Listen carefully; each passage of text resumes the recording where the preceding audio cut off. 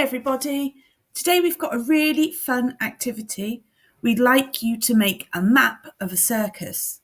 That means that you get to design your own circus. So you can think about all the exciting things that you would like to have inside your circus and maybe even outside of the tent. Here are some of the words that you might like to think about to give you some ideas. A ticket booth is where you buy the tickets. The circus ring is inside the tent. You might have acrobats, clowns, a knife throwing act, tightrope walkers, jugglers, trapeze artists, magicians, the ringmaster.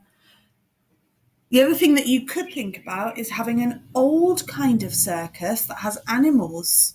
We don't do that now because obviously it's not very kind to the animals. We only have people now.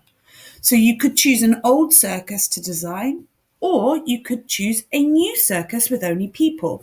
That could be your choice. What do you think you're going to have in your circus? What would you most like to see? What could be outside the circus? Think about how people will get there. Maybe there needs to be parking for cars and motorbikes.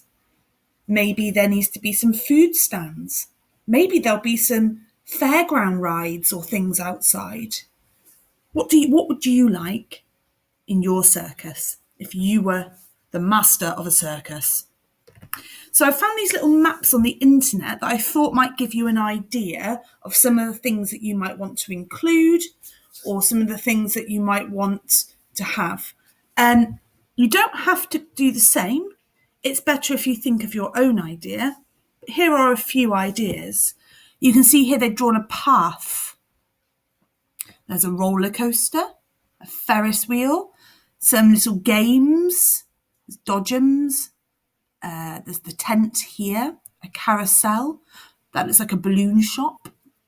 Up here you've got all sorts of different tents, and they're labelled circus show, magic and tricks. There's the entrance to the circus. There's an animal show, it must be an old circus. Street food. There's like a fairground there. And then there's a rest zone.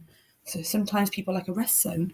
On this one, it must be an old one as well because there's animals on here. There's a monkey, a lion, an elephant. We wouldn't have those things now because it's very cruel to animals, isn't it? So you can see where the town is. It tells you the date that it's going to be there. That's quite fun. There's a little food stall there, a clown, and you can see the paths. So there's lots of good ideas there. Over here, so this must also be an old circus because of the animals. You can see inside the ring. So they've got elephants, different activities going on in these hoops. That's a bit like the Olympics, doesn't it? You've got the stands there for the acrobats, a trampoline, and you can see where the audience is sitting there, look. This is actually a real circus rings map for tickets. So the bit where you see the show is in the middle here. And then these parts here are the seats. So the ones that are far away cost less money, and the ones that are really close cost more money. So that's what they've done here. They've done a little legend there. And this one's all red, which seems to work. And they've got different things there that you can see on there. So you need to start thinking, what do you want your map to look like? Are you just going to do inside like this one? Are you going to do an audience seating area like this? Are you going to have a map of the whole thing? What would you like to design? And you also need to do a legend. We did these before when we did Our World. So you have less writing on the picture and you write down in the key or legend, it's the same thing, what the pictures are so that people can spot them.